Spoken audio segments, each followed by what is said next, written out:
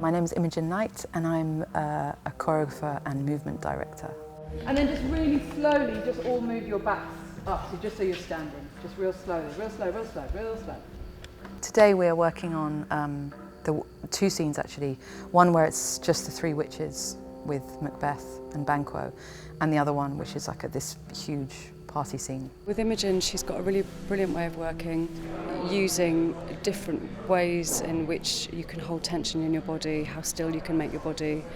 And the bridge that we're practicing on is brilliant to work with because the way in which, we can't all visualise it at the moment, but the way in which it kind of moves to reveal scenes and people has been quite epic. It's brilliant.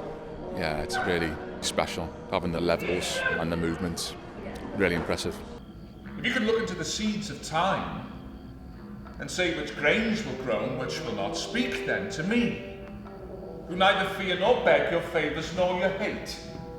I just get really excited. If there's stuff in the room, if you set up something, people will naturally play with it, and what they probably will play with will be really informative because they'll play with it in a way that makes sense to them. Actors are incredible if you just allow them the space to create, and so when they're creating through an improvisation, I'll see things that work really, really well, and also see things that feel like they're down the right path.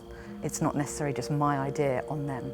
They're the ones taking my words and going somewhere with them. So it could just be quite interesting to go from complete stillness to medium to then going and really kind of going for it so it doesn't kind of work its way up.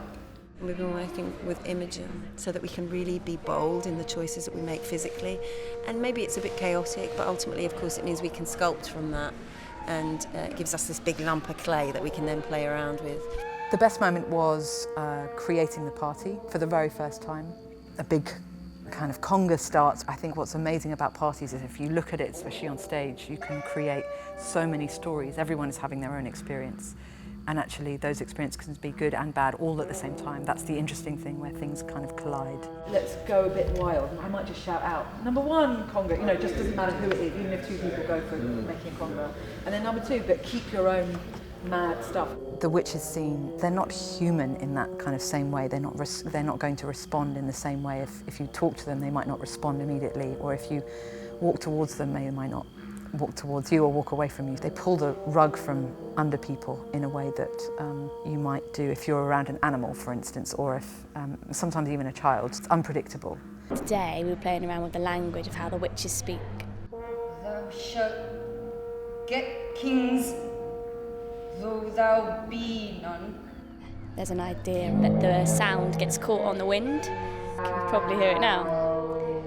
And foul is fair will be backwards, so it's like if si luafna, luaf si if, and then when you play that back it's fair is foul and foul is fair. Like it has a weird accent that comes with it. Reign of Cawdor,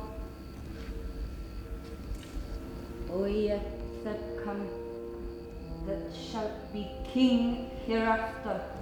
The darkness of this play really excites me. The fact that it's kind of the relentlessness of it and the struggle for power, how it affects the ego and how it affects Macbeth psychologically, and the kind of how one's outer world and one's inner world start to either mismatch or collide against each other in some way. And I'm really interested in that, about what happens on the inside of you to what happens on what you create in the outside of you.